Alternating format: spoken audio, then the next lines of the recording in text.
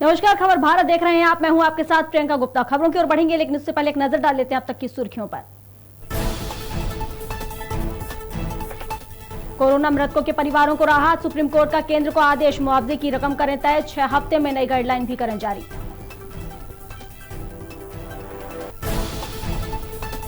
देवास जिले में 5 नरकंकाल मिलने से क्षेत्र में फैली सनसनी। पुलिस ने मामले में 7 आरोपियों को किया गिरफ्तार। 13 मई को हुई थी हत्या।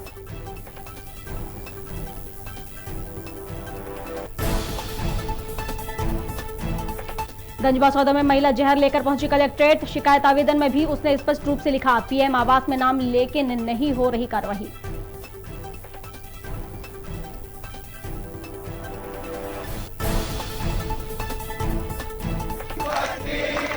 रतलाम जिले की पिपलौदा में कांग्रेस नेता वीरेंद्र सिंह सोलंकी का बयान, कहा व्यवस्था नहीं सुधरी तो होगा उग्र आंदोलन। कांग्रेस ने जनपद का किया घेराव कर चौबंदा तक। और शाहजहांपुर में फिर चला गरीबों पर प्रशासन का बुलडोजर। पुलिस अमले ने दल बल के साथ अतिक्रमण हटाया। दुकानदारों ने किया अतिक्रमण का विरोध।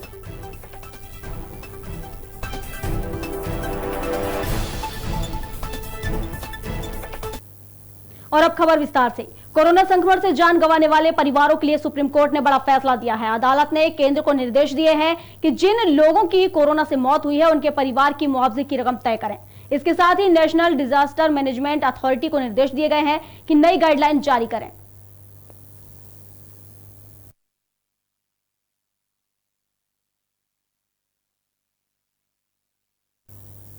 देवास जिले के नेवावन में एक साथ 5 नरकंकाल मिलने से सनसनी फैल गई है। पुलिस ने मामले में 7 आरोपियों को गिरफ्तार किया है। वहीं मामले का खुलासा करते हुए एडीजी योगेश देशमुख ने बताया कि गत दिवस 13 मई को जिले के नेमावर से एक परिवार के 5 सदस्य लापता हो गए थे, जिसके बाद मृतक के भाई ने थाने में गुमशुदगी की रिपोर्ट दर्ज कराई थी। वहीं पुलिस ने छानबीन करने पर परिवार के कंकाल खेत में करीब 10 फीट की खुदाई करने के बाद मिले। वहीं मामला प्रेम प्रसंग से जुड़ा होने का संदेश जताया जा रहा है। फिलहाल पुलिस ने आरोपियों को गिरफ्तार कर आरोपियों से पूछताछ कर दी है शुरू। इसमें किसी का फेल्वर नहीं है। पुलिस ने ही मेहनत करके और लगातार इसकी एक मोबाइल जो थी, जो इसमें मृतिका रूपाली है, उसका लगातार हमने 5 टीमें बनाई थी। खंडवा, होशंगाबाद और कई जगहों पे लगातार अभी फाइनली चोरल डैम पे लोकेशन आया था और हम बहुत तकनीकी दृष्टिकोण से और लगातार इसमें कई टीमें बनाकर हम इसमें प्रयास कर रहे थे। और जो पुलिस की ही मेहनत है कि आज हमने इतने जघन्य हत्याकांड को, इसमें आरोपी को उगलवाकर और हमने आज इस जगह पे आकर हम इन जो 5 लोग हैं उनके लाशों को हम दस्तयाब कर पाए हैं। क्योंकि इतने भरे गड्ढे में इनने वो किया था कि जब तक कोई पिन पॉइंट अगर इन्वेस्टिगेशन हमारा प्रॉपर नहीं होता, जांच अच्छी नहीं होती, तो ये इसको निकालना दुरूह कार्य था। तो हमारी जो टीमें थी पुलिस की, उन्होंने इतना बढ़िया कार्य किया है। भले टाइम लगा है लेकिन देर आए दुरुस्त आए और हमने इस पूरे प्रकरण का पटाक्षेप किया है। विदिशा के गंजबसौदा में रहने वाली एक महिला जहर लेकर कलेक्ट्रेट पहुंची। शिकायत आवेदन में भी उसने स्पष्ट रूप से लिखा है कि उसकी मांग पर अमल नहीं किया गया तो वह जहर खा लेगी। साथ ही महिला ने बताया कि पीएम आवास सूची में उसका नाम था लेकिन लाभ नहीं मिल सका। आपको बता दें कि महिला सूची को लेकर नगरपालिका अधिकारी, गंजबसौदा विधायक, एसडीएम, विदिशा के तमाम अधिकारियों से कई बार वहां जाकर चक्कर काट चुकी है। हालांकि इस पूरे मामले में कलेक्टर ने मीडिया से कहा कि मामला संवेदनशील है, हमारी प्राथमिकता परिवार की मदद करने की है। मैं आवेदन देने के लिए आई हूँ कलेक्टर साहब के लिए कि मेरा निराकरण हो। मेरी कोई भी सुनवाई नहीं होती है। मैं जब भी जहाँ जाती हूँ कोई सुनता ही नहीं है। हर अधिकारी के फिर के मैं बहुत परेशान हो गई हूँ और मैं आत्महत्या करना चाहती हूँ। यदि मेरा आज निराकरण 4 बजे तक नहीं हुआ तो मैं आत्महत्या करना चाहती हूँ। कह रहे हैं कि रोने से डीपने से कुछ नहीं होगा, जो होना होगा वो होगा। यदि आपका काम होगा तो होगा, मैं हम क्या कर सकते हैं। यदि आपका लिस्ट में नाम नहीं होगा तो जब लिस्ट में नाम आ चुका है तो क्यों नहीं होगा।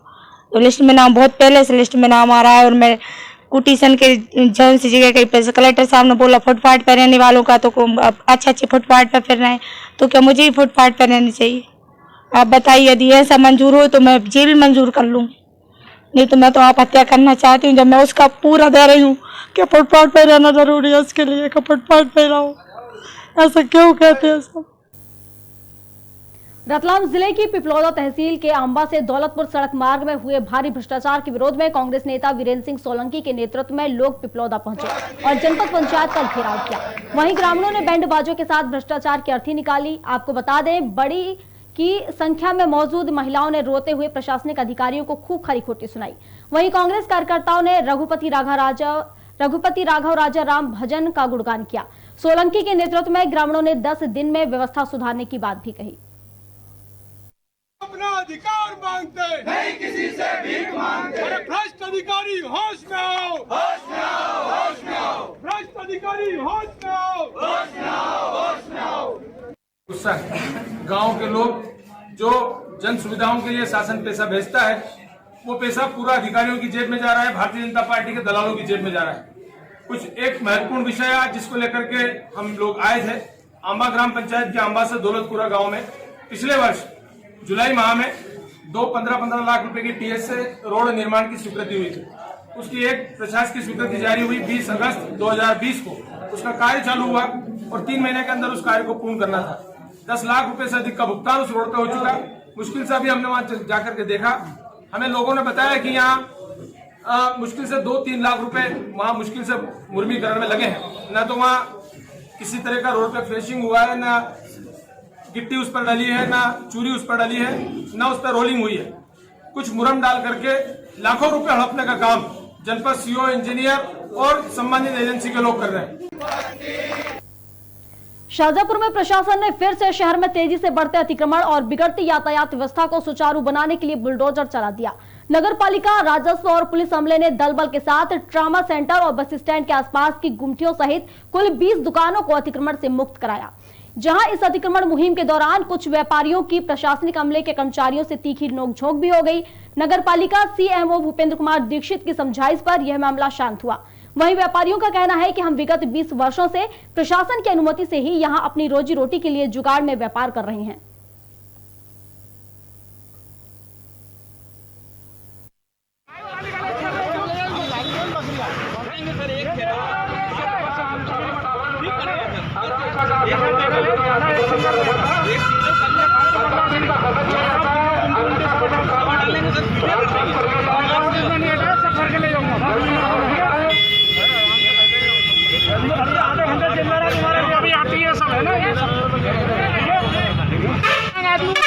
मेरे से चलने फिरने तक की नहीं बनती है सर। और मेरा घर परिवार सारा मैं ही संभालता हूँ। मेरा बाप की मैया धो चुकी है। 20 साल से इस स्टैंड पे ढेला लगा रहा हूँ।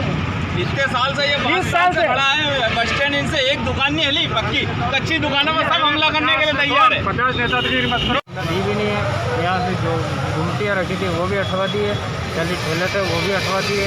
तो ट्रामा सेंटर से मैं करीबन 10-15 साल से सेवा दे रहा हूँ और देता रहूँगा।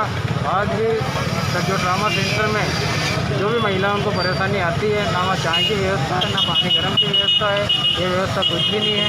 और ये संबंध में मैं ये बताना चाह रहा हूँ कि ग्रामीण क्षेत्र के जो हमारे भाई बहन लोग आते हैं उनका क्या होगा। अचानक पेशेंट उठा लाते हैं, ना राजधानी भोपाल के हमीदिया अस्पताल में नर्सों की हड़ताल जारी है। एसोसिएशन के अध्यक्ष मंजू मेश्राम ने बयान देते हुए कहा कि हमारी मांगे पूरी नहीं होने तक हड़ताल जारी रहेगी।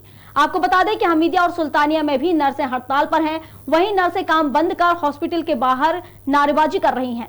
साथ ही सरकार पर वादा खिलाफी का आरोप भी लगा रही हैं। 12 सूत्री मांगों को लेकर अनिश्चितकालीन हड़ताल चालू की गई है। इस हड़ताल में हमारा 2nd ग्रेड है, मेल नर्स की भर्ती है और पुरानी पेंशन योजना है, स्टूडेंट नर्सेस के स्टाइपेंड बढ़ाने की मांग की गई है। इसके साथ अन्य मांगे भी हैं। उनको लेके हमने सरकार से कई बार पत्राचार भी किया और कई बार सरकार ने हमें आश्वासन भी दिया, परंतु आज तक एक भी मांग नहीं मानी गई है। पदनाम परिवर्तन में तो सरकार का एक भी वित्त भार नहीं आना है, वो भी सरकार नहीं कर सकी है। इसलिए मजबूर होकर आज हम लोग अनिश्चितकालीन हड़ताल पर उतरे हैं। रतलाम जिले में मांगों को लेकर पटवारी संघ ने एक बार फिर मोर्चा खोल दिया है और अपनी मांगों को लेकर मुख्यमंत्री के नाम ज्ञापन सौंपा है। पटवारियों का कहना है कि मध्य प्रदेश के पटवारी संवर्ग निरंतर किसानों व शासन के साथ कंधे से कंधा मिलाकर काम कर रहे हैं। पटवारी संघ वर्षों से न्याय उचित मांगों के संबंध में कई बार ज्ञापन देने के बाद भी कोई निराकरण नहीं किया जा रहा है। शासन द्वारा कई वर्षों से केवल आश्वासन ही दिया जा रहा है, जिससे प्रदेश के पटवारियों में निराशा है और आए दिन पटवारियों की मौत हो रही है। पटवारी संघ द्वारा प्रदेश सरकार से 3 मांगी गई हैं, जिसमें पटवारी का ग्रेड पे 2800 करते हुए समयमान वेतनमान विसंगति को दूर किया जाए और वहीं दूसरा, पटवारियों की गृह जिले में पदस्थापना की जाए और नवीन पटवारियों की सीपीसीटी की अनिवार्यता संबंधित नियम समाप्त किए जाएं। मध्य प्रदेश पटवारी संघ भोपाल के आह्वान पर जिला रतलाम के समस्त पटवारियों द्वारा आज माननीय मुख्यमंत्री महोदय मध्य प्रदेश शासन भोपाल को ज्ञापन दिया गया है। इसमें हमारी प्रमुख मांगे हैं। सर्वप्रथम हमारी विगत 2007 से चली आ रही वेतनमान की मांग है, जो 2800 की मूलता है, जो 2800 वेतनमान हमारा किया जावे, ये हमारी मांग वर्षों से प्रचलित है। एक मांग ये है। दूसरी मांग ये है कि हमारे नए जो साथी हैं, लगभग 10,000 के आसपास नई भर्ती हुई है, तो उन लोगों को सीपीसीटी का एक गवर्नमेंट परीक्षा आयोजित करती है। तो विगत 2 वर्षों से शासन वो परीक्षा आयोजित नहीं कर रही है और उस अभाव में हमारे पटवारियों को बहुत विभिन्न लाभ से वंचित होना पड़ रहा है। तो हमारी ये मांग है कि गवर्नमेंट चूँकि परीक्षा आपने आयोजित नहीं की है, ऐसी स्थिति में अभी परीक्षा आयोजित करने का कोई औचित्य नहीं है। जिन लोगों की लगभग 3 साल से अधिक सेवाएं पूरी हो गई है, उन्हें विधिवत मान लिया जाए सेवा में और परीक्षा निरस्त करके उनको मान्यता दी जाए। तीसरी मांग हमारी ये है कि मध्य प्रदेश में जितने भी जिले हैं, उन सभी जिलों के पटवारी विभिन्न जिलों में पदस्थ हैं, दूर दूर लगभग 1800 किलोमीटर की दूरी पे हैं। तो हमारी ये मूल मांग है कि सारे पटवारियों को अपने अपने ज़िले में भेजा जाए, ऐसी नीति गवर्नमेंट बनाए और उनका स्थानांतरण अपने अपने ज़िले में किया जाए, जिससे वो अपने परिवार के साथ रह सकें और विभिन्न प्रकार की दुर्घटनाओं से बच सकें। यही हमारी मुख्य मांगे हैं। खबर भारत में खबरों का सिलसिला लगातार जारी रहेगा। फिलहाल इस बुलेटिन में बस इतना ही। आप बने रहिए खबर भारत के साथ। नमस्कार।